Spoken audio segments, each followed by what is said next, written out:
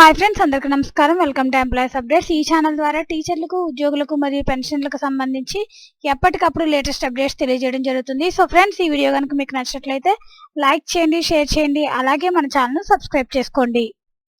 ప్రభుత్వ ఉద్యోగులకు అలర్ట్, ఒకేసారి 2 శుభవార్తలు. కేంద్ర ప్రభుత్వ ఉద్యోగులకు ప్రతి ఏటా 2 సార్లు డిఎన్ఎస్ అలవెన్స్ పెరుగుతుందన్న సంగతి తెలిసిందే. జనవరిలో ఓసారి, జూలైలో మరోసారి డిఏ పెరుగుతుంది. ఇప్పటికే 2023 జనవరికి సంబంధించిన డిఏ పెరిగింది. ఇక 2023 జూలై పెరగాల్సి ఉంది. జూలై 1 తర్వాత డిఏ పెంపు ప్రకటన వస్తుంది.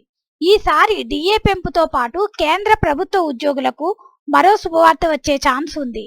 డిఏ పెంపుతో పాటు ఫిట్మెంట్ ఫ్యాక్టర్ కూడా కేంద్ర ప్రభుత్వం పెంచే అవకాశం ఉందని వార్తలు వస్తున్నాయి. దీంతో ఉద్యోగుల కనీస వేతనం కూడా భారీగా పెరగనుంది.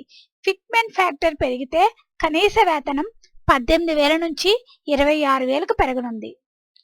డిఏ పెంపు, ఫిట్మెంట్ ఫ్యాక్టర్ పెంపు నిర్ణయాలను కేంద్ర ప్రభుత్వం ఒకేసారి తీసుకునే అవకాశాలున్నాయన్నది తాజా వార్తల సారాంశం. ప్రస్తుతం కామన్ ఫిట్మెంట్ ఫ్యాక్టర్ 2.57% ఉంది.